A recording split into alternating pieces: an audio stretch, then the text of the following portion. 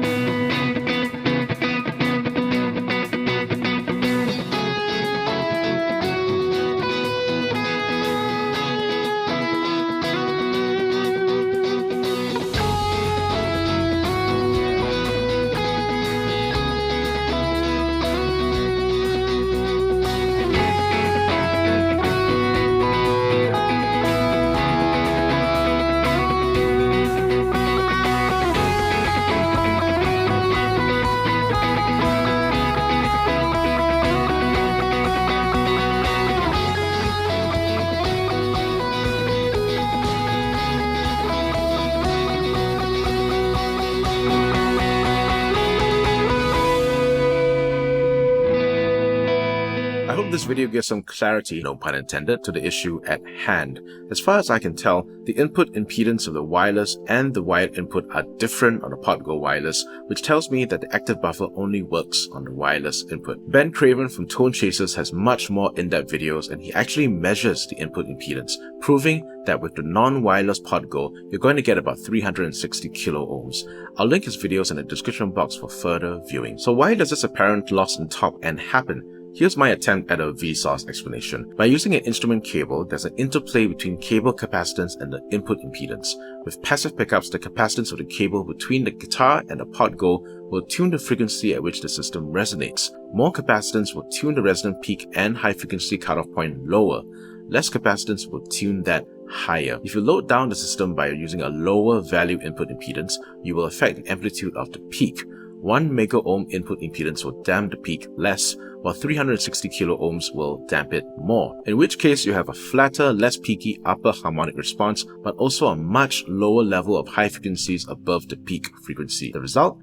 High frequencies begin rolling off from a much lower amplitude than the peak amplitude under a 1 mega ohm load, and that seems to be corroborated by what we see with the EQ plugins when we examine them closely. Whew, Vsauce mode over.